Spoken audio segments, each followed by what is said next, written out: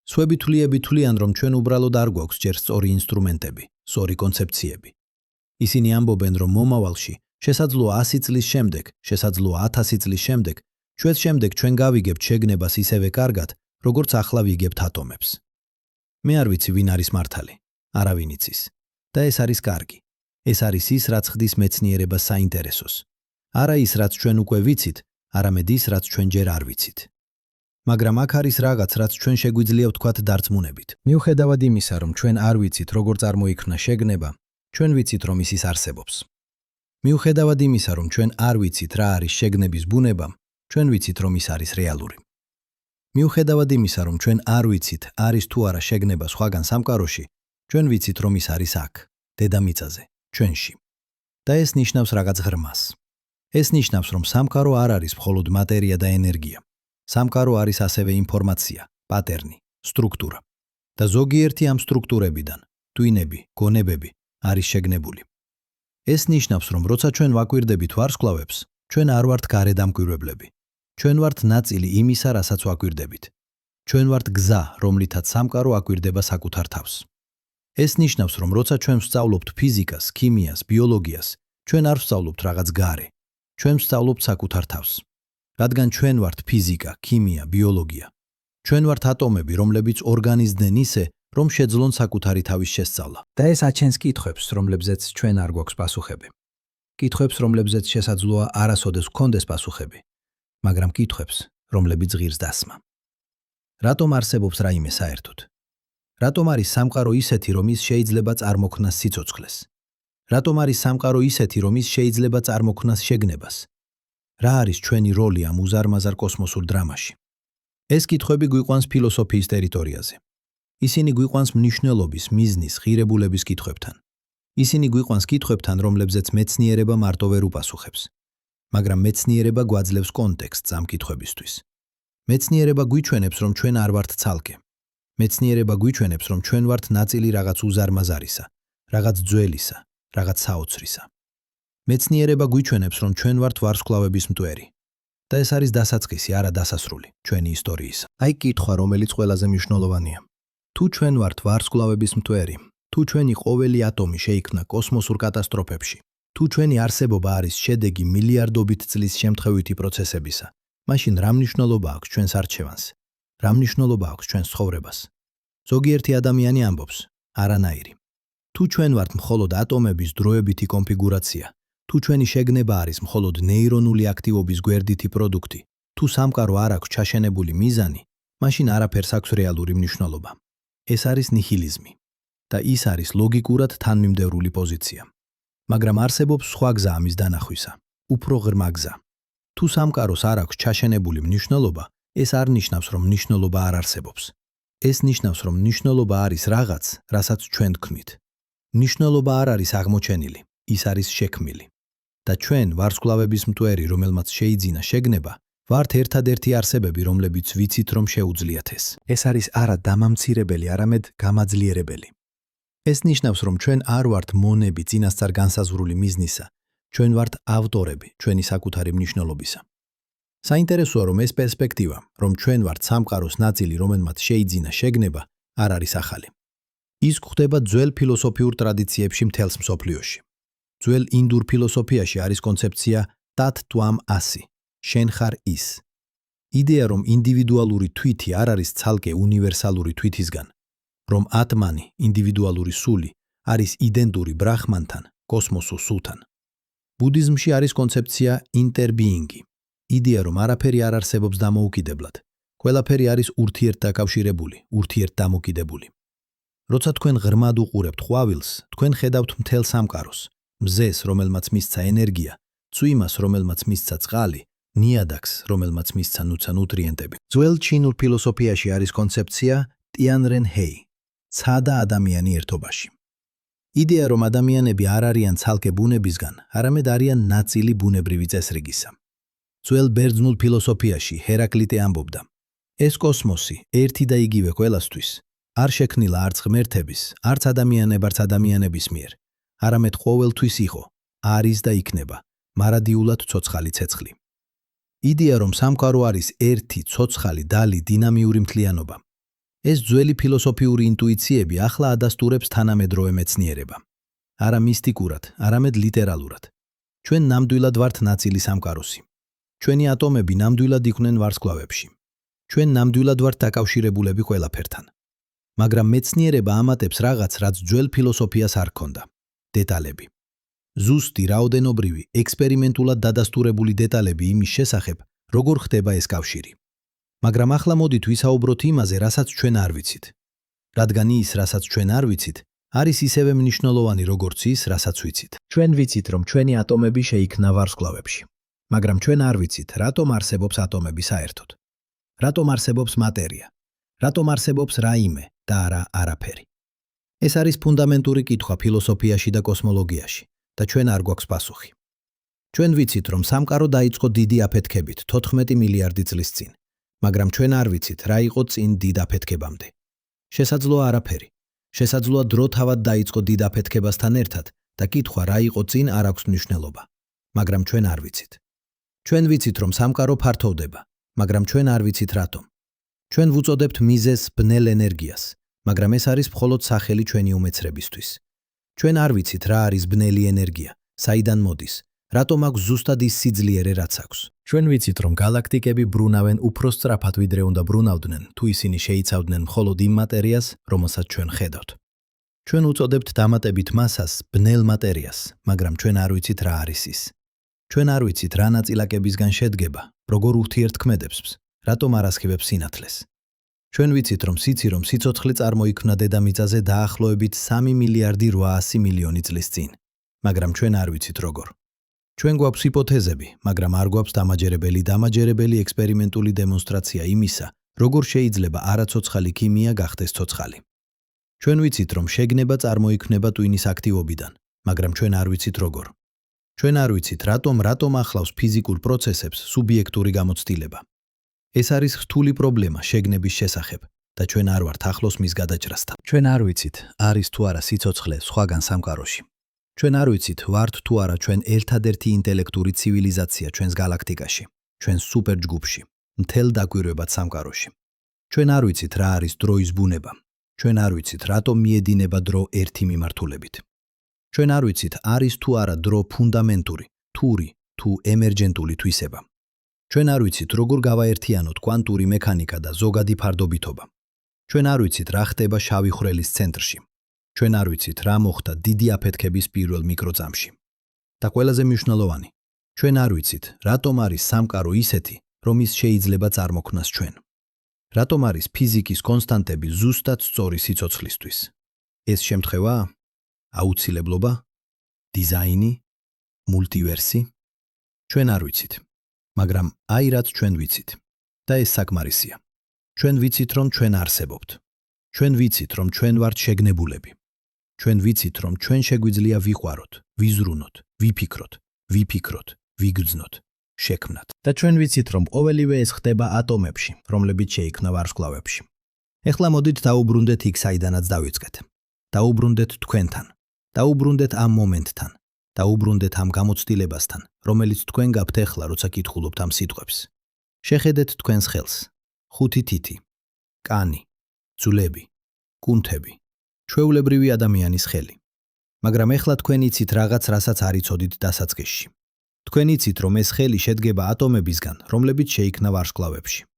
თქვენ იცით, რომ ნახშირბადი თქვენს კანში შეიქმნა ჰელიუმის შეწყმით ვარსკვლავის ბირთვში. თქვენ იცით, რომ რკინა თქვენს სისხლში შეიქმნა სუპერნოვას აფეთქებაში. თქვენ იცით, რომ კალციუმი თქვენს ძვლებში, ფოსფორი თქვენს დნმ-ში, ნატრიუმი თქვენს ნერვებში, ყველა ეს ელემენტი შეიქმნა კოსმოსურ კატასტროფებში. მაგრამ თქვენ ასევე იცით რაღაც უფრო ღრმა. თქვენ იცით, რომ ეს ატომები არ არის მხოლოდ მატერია. ისინი არის ინფორმაცია. ისინი არის ისტორია. ისინი არის კავშირი. კავშირი წირი წარსულთან, კავშირი კოსმოსთან, კავშირი ყველა სხვა არსებასთან, რომელიც ოდესმე იყო ან იქნება. გახსოვთ, როგორ დავიწყეთ. ეხლავე, ამ წამში, როცა ამ სიტყვებს კითხულობთ, თქვენ სხეულში მიმდინარეობს რაღაც საოცარი. ეხლა თქვენ იცით რა არის ეს საოცრება. ეს არის არა მხოლოდ ის, რომ თქვენი გული სცემს, თქვენი ფილტვები სუნთქავს, თქვენი ტვინი ფიქრობს. ეს არის ის, რომ ყოველი ეს პროცესი არის კოსმოსური პროცესი. ყოველი დარტყმა თქვენი გულისა არის ექო იმ ვარსკვლავისა, რომელმაც შექმნა რკინა თქვენს სისხლში. ყოველი სუნთქვა თქვენი ფილტვებისა არის კავშირი იმ ვარსკვლავთან, რომელმაც შექმნა ჟანგბადი თქვენს ჰემოგლობინში. ყოველი აზრი თქვენს ტვინში არის გზა, რომლითაც სამყარო იცნობს საკუთარ თავს. ჩვენ დავიწყეთ ატომით თქვენს ფჩხილში. ეხლა ჩვენ ვიცით, რომ ეს ატომი არის არა მხოლოდ მატერიის ნაწილი, ეს არის ნაწილი ისტორიისა, რომელიც ვრცელდება 14 მილიარდი წლის განმავლობაში. ეს არის ნაწილი ქსელისა, რომელიც აკავშირებს ყველაფერს სამყაროში. ეს არის ნაწილი პროცესისა, რომლითაც სამყარო ქმნის სირთულეს, სტრუქტურას, შეგნებას. და ეს არ არის მხოლოდ აბსტრაქტული იდეა. ამას აქვს პრაქტიკული შედეგები იმისთვის, თუ როგორ ცხოვრობთ. როცა თქვენ გაიგებთ, რომ თქვენ ხართ ვარსკვლავების მტვერი, ეს ცვლის თქვენს ურთიერთობას სხვა ადამიანებთან, რადგან ისინიც არიან ვარსკვლავების მტვერების მტვერი. ისინიც შედგებიან იმავე ატომებისგან, რომლებიც შეიქმნა იმავე ვარსკვლავებში. განსხვავება თქვენსა და მათ შორის არის არა ფუნდამენტური, არამედ დროებითი. ეს არის მხოლოდ განსხვავება კონფიგურაციაში, არა შემადგენლობაში. როცა თქვენ გაიგებთ, რომ თქვენი ატომები მუდმივად ცვლიან ადგილებს სხვა ადამიანების ატომებთან, ეს ცვლის თქვენს ურთიერთობას გარემოსთან. რადგან გარემო არ არის რაღაც გარე, გარემო არის ნაწილი თქვენისა. ჰაერი, რომელსაც თქვენ სუნთქავთ, წყალი, რომელსაც თქვენ სვამთ, საკვები, რომელსაც თქვენ ჭამთ, ყველა ეს ხდება ნაწილი თქვენისა და თქვენ ხდებით ნაწილი მათისა. როცა თქვენ გაიგებთ, რომ თქვენ ხართ გზა, რომლითაც სამყარო იცნობს საკუთარ თავს, ეს ცვლის თქვენს ურთიერთობას ცოდნასთან. რადგან ცოდნა არ არის რაღაც, რასაც თქვენ იძენთ, ცოდნა არის რაღაც, რასაც თქვენ ხართ. ყოველი რამ, რასაც თქვენ სწავლობთ, არის გზა, რომლითაც სამყარო სწავლობს საკუთარ თავს. და როცა თქვენ გაიგებთ, რომ თქვენი არსებობა არის შედეგი მილიარდობით წლის კოსმოსური ევოლუციისა, ეს ცვლის თქვენს ურთიერთობას დროსთან. რადგან თქვენი ცხოვრება, რამდენიც არ უნდა იყოს მოკლე, არის ნაწილი რაღაც უზარმაზარისა. თქვენ ხართ ნაწილი ისტორიისა, რომელიც დაიწყო დიდი აფეთქებით და გაგრძელდება მილიარდობით წლის განმავლობაში თქვენი სიკვდილის შემდეგ. ამიტომ, რაც ჩვენ შეგვიძლია ვთქვათ დარწმუნებით ამ გრძელი მოგზაურობის ბოლოს, მოგზაურობა, რომელიც დაიწყო ატომით თქვენს ფჩხილში და წაგვიყვანა ვარსკვლავებში, გალაქტიკებში, დიდ აფეთქებაში და შემდეგ დაგვაბრუნა აქ, ამ მომენტში, ამ გამოცდილებაში. ჩვენ ვართ ვარსკვლავების მტვერი. ეს არის ფაქტი, არა პოეზია. მაგრამ ჩვენ ვართ ვარსკვლავების მტვერი, რომელმაც შეიძინა უნარი იცოდეს, რომ ის არის ვარსკვლავების მტვერი. მტვერი. და ეს არის საოცრება, რომელიც აღემატება ყველა სხვა საოცრებას. შესაძლოა ჩვენ არ ვიცით, რატომ არსებობს სამყარო. შესაძლოა ჩვენ არასოდეს გავიგოთ, რა არის შეგნება. შესაძლოა ჩვენ ვართ ერთადერთი ინტელექტური სიცოცხლე ამ უზარმაზარ ცარიელ კოსმოსში. ან შესაძლოა არა. შესაძლოა არსებობს მილიონობით სხვა ცივილიზაცია, რომლებიც ასევე აკვირდებიან ვარსკვლავებს და ეკითხებიან იმავე კითხვებს. მაგრამ აქ, ეხლა, ამ პლანეტაზე, ამ მომენტში, ჩვენ ვართ. ჩვენ ვართ გზა, რომლითაც სამყარო იცნობს საკუთარ თავს. ჩვენ ვართ ატომები, რომლებიც ორგანიზდნენ ისე, რომ შეძლონ საკუთარი წარმოშობის გაგება. ჩვენ ვართ კოსმოსი, რომელიც გახდა შეგნებული. და შესაძლოა ბოლოს და ბოლოს ეს არის საკმარისი. არა იმიტომ, რომ ჩვენ გვაქვს ყველა პასუხი, არამედ იმიტომ, რომ ჩვენ შეგვიძლია დავსვათ კითხვები. არა იმიტომ, რომ ჩვენ ვიცით ჩვენი მიზანი, არამედ იმიტომ, რომ ჩვენ შეგვიძლია შევქმნათ მიზანი. არა იმიტომ, რომ სამყარო აქვს მნიშვნელობა, არამედ იმიტომ, რომ ჩვენ შეგვიძლია მივანიჭოთ მას მნიშვნელობა. ყოველ სუნთქვაზე თქვენ იზიარებთ ატომებს იულიუს კეისართან, კლეოპატრასთან, ბუდასთან. ყოველ დარტყმაზე თქვენი გულისა, თქვენ აგრძელებთ პროცესს, რომელიც დაიწყო ვარსკვლავებში მილიარდობით წლის წინ. ყოველ აზრზე თქვენს ტვინში, თქვენ ხართ სამყარო, რომელიც ფიქრობს საკუთარ თავზე. და შესაძლოა ბოლოს და ბოლოს, ყველაზე ღრმა ჭეშმარიტება არ არის ის, რასაც ჩვენ ვიცით, არამედ ის, რასაც ჩვენ არ ვიცით. შესაძლოა ყველაზე მნიშვნელოვანი არ არის პასუხები, არამედ კითხვები. შესაძლოა ყველაზე საოცარი არ არის ის, რომ ჩვენ ვართ ვარსკვლავების მტვერი, არამედ ის, რომ ჩვენ შეგვიძლია გავიკვიროთ ამაზე. თქვენ ხართ ვარსკვლავების მტვერი. და ეს არის მხოლოდ დასაწყისი ისტორიისა, რომელიც ჯერ არ დასრულებულა.